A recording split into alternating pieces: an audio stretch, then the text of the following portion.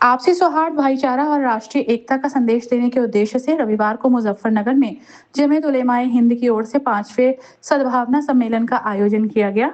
सम्मेलन में विभिन्न धर्मों के धर्मगुरुओं, सामाजिक प्रतिनिधियों और जिले के वरिष्ठ नागरिकों ने एक मंच पर आकर समाज में प्रेम, शांति और आपसी विश्वास को मजबूत करने का संदेश दिया। कार्यक्रम के दौरान हिंदू, मुस्लिम, सिख, ईसाई आपस में हैं, सब भाई भाई के नारों के बीच वक्ताओं ने कहा कि भारत की पहचान उसकी विविधता और आपसी एकता से है। सभी धर्मों के लोगों को मिलजुल कर रहना चाहिए और समाज में नफरत और भेदभाव के लिए कोई स्थान नहीं होना चाहिए।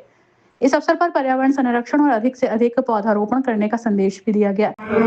कारी जाकिर हुसैन, जनरल सेक्रेटरी जमीयत उलमा जिला मुजफ्फरनगर। किस तरह का ये कार्यक्रम आपने आयोजित? देखिए, ये सद्भावना सम्मेलन है हमारा।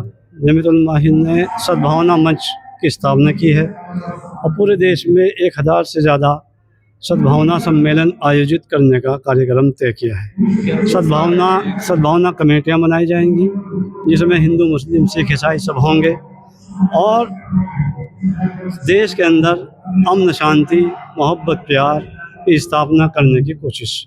पर्यावरण बचाओ का भी संदेश दिया गया। पर्यावरण बचाओ, जल बचाओ, ये जमीयत उलमा हिंद की एक तहरीक है। तो इस वक्त आज हमने संदेश दिया है कि प्रदूषण मुक्त समाज हो, लोग अच्छे माहौल में ज़िंदगी गुजारें, इसलिए ज़्यादा से ज़्यादा वृक्षारोपण हो।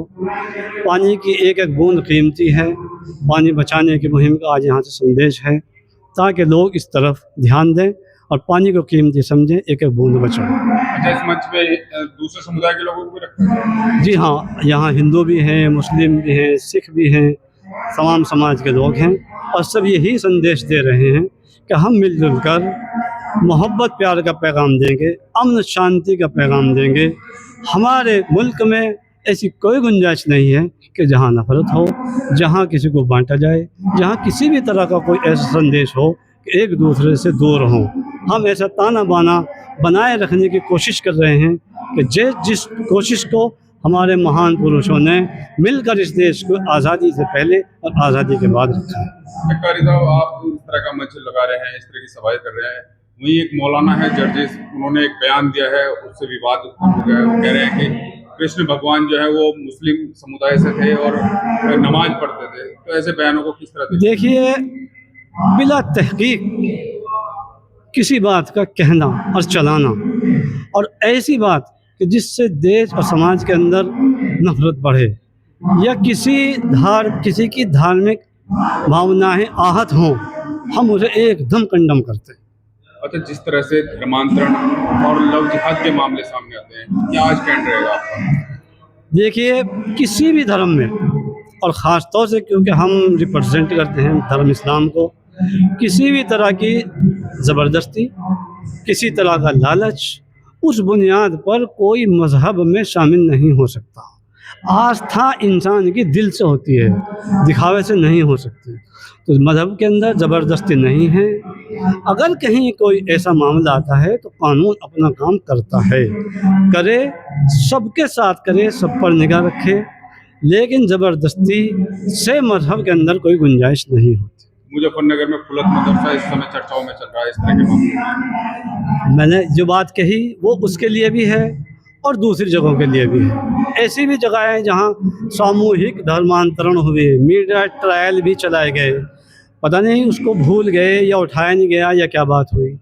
अगर जो आपने कहा वहाँ कोई ऐसा मामला है तो प्रशासन अपना काम कर रहा है, वो करे, निष्पक्ष जांच करे, किसी के साथ ज्यादती ना हो, किसी के साथ जोर ज़बरदस्ती ना हो, कानून अपना काम करे। देश संविधान से चलता है, संविधान सबके लिए है और सबके लिए संविधान में रास्ते हैं। कार्यक्रम के आयोजक और जमीयत उलेमाए हिंद मुजफ्फरनगर के जिला सदर कारी जाकिर हुसैन ने बताया कि संगठन के राष्ट्रीय अध्यक्ष मौलाना अरशद मदनी के निर्देशन में देश भर में 1000 से अधिक सद्भावना सम्मेलनों का आयोजन किया जा रहा है। इसी अभियान के तहत मुजफ्फरनगर में ये सम्मेलन आयोजित किया गया, जिसमें विभिन्न धर्मों के प्रतिनिधियों ने देश की एकता, अखंडता और अमन चैन को मजबूत करने का संकल्प लिया। कारी जाकिर हुसैन ने कहा कि सद्भावना अभियान को पर्यावरण संरक्षण से भी जोड़ा गया। इस क्रम में वृक्षारोपण अभियान की शुरुआत की गई। उन्होंने बताया कि आने वाले समय में देश के प्रत्येक राज्य, शहर और गांव में सद्भावना मंच समिति का गठन किया जाएगा।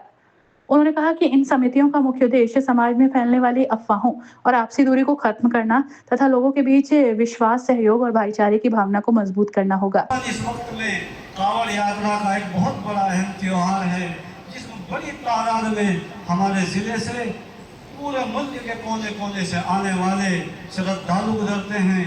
हम सब अमन और शांति के साथ भाईचारा बनाए रखने में, मोहब्बत और प्यार के बढ़ाने में ताउन करेंगे और शांतिपूर्वक तरीके से पुरअमन माहौल में फिजा बनाकर इस पूरे त्योहार को शांतिपूर्वक तरीके से इसके समापन में सहयोग करेंगे।